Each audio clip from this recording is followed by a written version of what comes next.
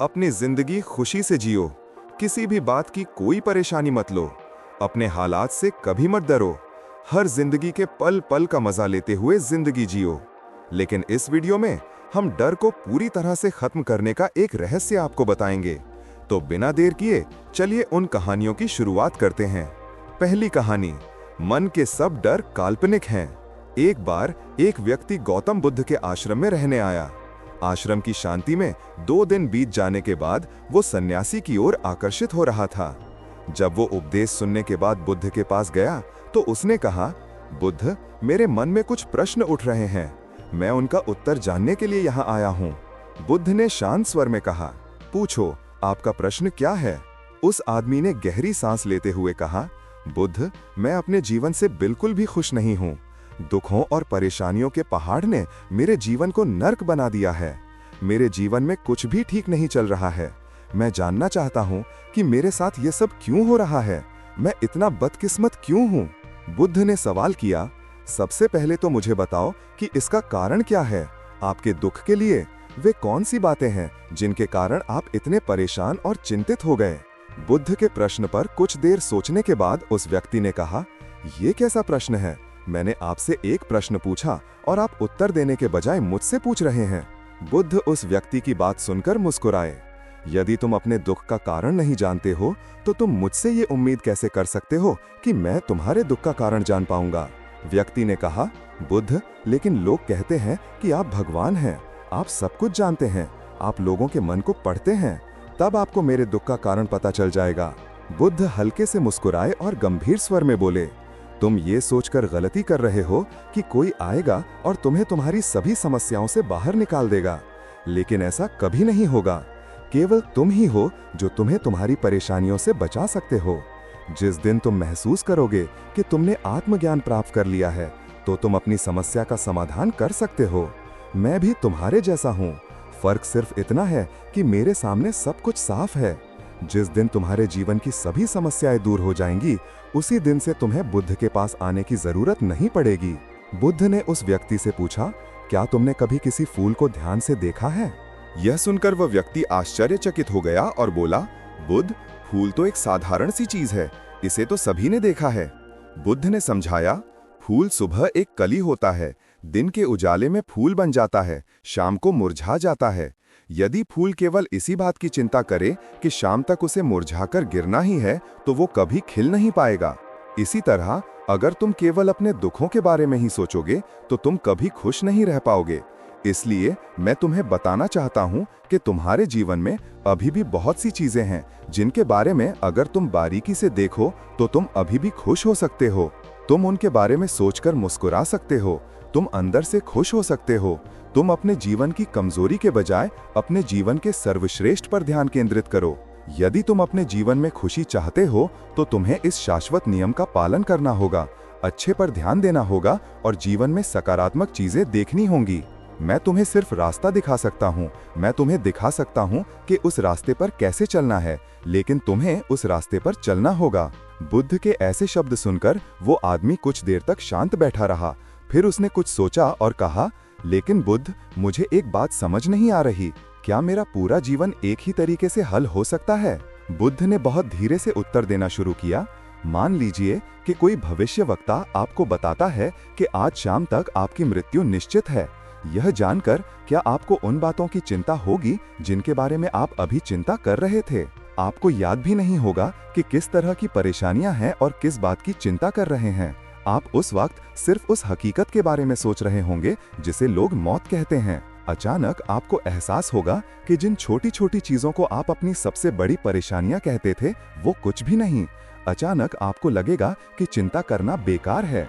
आज शाम तक मैं दुनिया छोड़ने वाला हूँ और आप पाएंगे कि आपके पूरे जीवन के वे क्षण व्यर्थ हो गए जो आपने चिंता, ईर्ष्या और व्यर्थ कष्ट में बिताए होंगे। लोग बोलते तो हैं लेकिन अंदर से कभी स्वीकार नहीं करते कि एक दिन उन्हें भी इस दुनिया से जाना है। उनकी इच्छाएं इतनी प्रबल होती हैं कि वे खुद को अमर मानते हैं। सुख और दुख दोनों ही अस्थायी नहीं हैं, ये हमारे कार्यों और विचारों से निर्मित होते हैं। वह आदमी जो बुद्ध की बातें सुन रहा था टोकते हुए बोला, तो आपके कहने का मतलब ये है कि मैं हमेशा सोचता रहूं कि मैं मरने वाला हूं? क्या ये सोच मेरी सभी समस्याओं का समाधान कर देगी? नहीं, ऐसा कभी मत सोचिए, बुद्ध ने कहा। आपको बस ये स्वीकार करना होगा कि दुनिया में मेरी उपस्थिति अनिश्चित है। मैं जब तक यहाँ हूँ एक खुशहाल जीवन जीऊंगा। आपके जीवन में जो भी अच्छी चीजें हो रही हैं उनके साथ जिएं। वह तुम्हें आंतरिक खुशी और शांति देगी। अपना दिमाग ठीक करो और धीरे धीरे तुम्हारे जीवन की सभी समस्याएं समाप्त हो जाएंगी। व्यक्ति के जीवन के अधिकतर दुख उसकी इच्छा से ही उत्पन्न होते हैं। इसलिए आप अपने मन पर नियंत्रण रखें। यदि आप अपने मन का इलाज एक बच्चे के मन की तरह कर सकते हैं तो आपको आंतरिक शांति महसूस होगी। उस व्यक्ति ने कहा, आपने मन को नियंत्रित करने की बात कही। आप चंचल मन को कैसे नियंत्रित कर सकते हैं? बुद्ध ने समझाया, सबसे पहले तुम्हें सुख और दुख के बीच अंतर समझना होगा। आपको सबसे पहले यह जानना होगा कि आपके लिए खुशी और दुख का क्या मतलब है। इसके बाद अभ्यास के द्वारा अपने मन को इस प्रकार तैयार करना है कि आप ना तो खुशी के मौके पर ज्यादा खुश हो और ना ही दुखी होने पर ज्यादा दुखी हो। आपको खुद को पूरी तरह से मध्य में रखने का प्रयास करना होगा, जिसे मैं मध्यम मार्ग कहता हूँ। यदि आप अपने जीवन में गहराई से उतरेंगे और यह पता लगाने का प्रयास करेंगे कि क्या चीज आपको खुश करती है और क्यों, तो अंत में आपको केवल एक ही उत्तर मिलेगा कि आप सभी दुखों का कारण हैं। आपकी इच्छा, आसक्ति, लालसा, यह सब आपके मन द्वारा निर्मित हैं।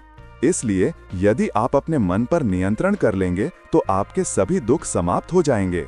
गौतम बुद्ध ने उस व्यक्ति से कहा, यदि आप एक और छोटा सा काम करेंगे तो आप देखेंगे कि आपके जीवन के सभी दुख हमेशा के लिए समाप्त हो जाएंगे। बुद्ध के मुख से ऐसे वचन सुनकर वह व्यक्ति उत्तेजित हो गया और बोला, मुझे उसके लिए क्या करना होगा? बुद्ध ने कहा, तुम अगले 2 दिनों तक किसी से बात नहीं करोगे। कागज लेकर आश्रम के एकांत स्थान पर बैठ जाओ। आपको वहां बैठकर उन दुखों के बारे में सोचना और लिखना है जो आपको परेशान कर रहे हैं, और उनका कारण भी लिखना है। दूसरे पेज पर आपको थोड़ी सी खुशी के पलों को लिखना है और यह भी लिखना है कि आपको यह खुशी क्यों मिली। जल्दबाजी करने की कोई जरूरत नहीं है। आपके पास बहुत समय है। आप आराम से सोच सकते हैं। जाओ और सोचो और आराम से लिखो।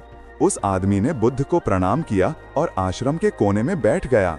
2 दिन बाद वह कुछ कागजात लेकर बुद्ध के पास वापस आया।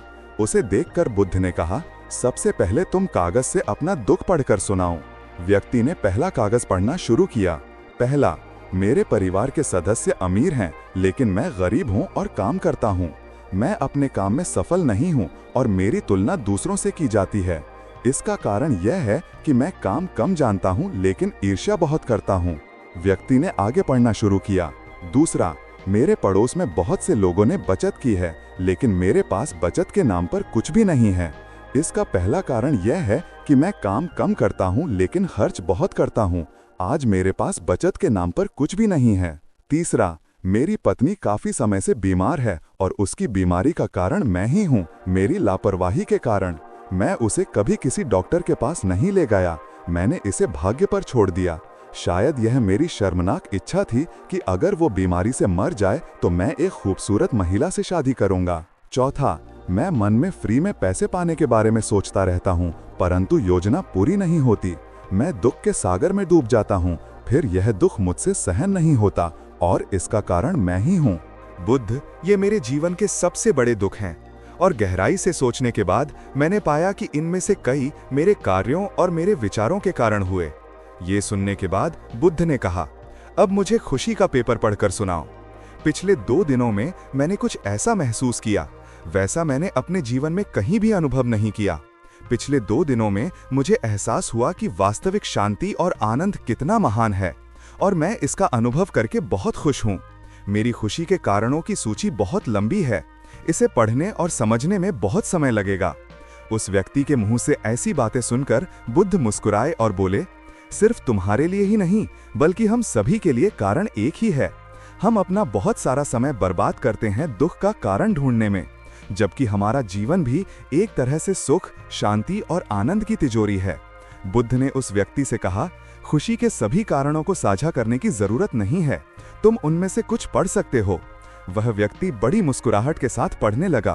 पहली खुशी, क्योंकि मैं जीवित हूं और दुनिया में रह रहा हूं और मैं स्वस्थ हूं। मेरे माता पिता हैं, एक पत्नी और 2 बच्चे हैं। ऐसे मेरे पास कई अनमोल खजाने हैं, जैसे मेरे माता पिता का प्यार, मेरी पत्नी का प्यार, मेरे बच्चों का प्यार और एक पिता की खुशी। दूसरा कारण ये है कि मैं कड़ी मेहनत कर सकता हूँ। मैं कोई भी काम कर सकता हूँ। मेरी आयु में कोई बाधा नहीं है और मैं अपने परिवार की सभी जरूरतों को पूरा कर सकता हूँ। मुझे खुशी है कि मैं एक खुशहाल परिवार बना सकता हूँ। मैं अपनी तुलना अपने भाइयों, अपने पड़ोसियों से नहीं करता। बुद्ध, आपने कृपा करके मुझे मानवता वाला इंसान बनाया है। सभी बुरी आदतों को छोड़कर मैं सुखी और खुशहाल जीवन जी सकता हूँ। और मेरे लिए सबसे बड़ी खुशी और सौभाग्य की बात यह है कि मुझे आपके दर्शन करने का मौका मिला। अब मैं समझ गया हूँ कि हमारी इच्छा और आसक्ति ही सभी दुखों का कारण है। मैं खुद को जानने की पूरी कोशिश करूंगा, जो मैंने कभी नहीं किया। बुद्ध ने मुस्कुराते हुए कहा, अब तुम अपने परिवार के पास जा सकते हो।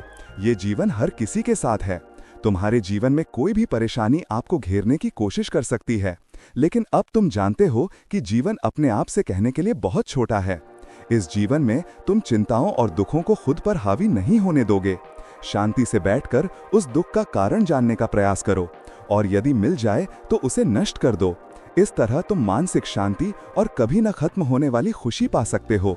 दोस्तों, आशा करता हूं कि आपको इस कहानी से बहुत कुछ सीखने को मिला होगा।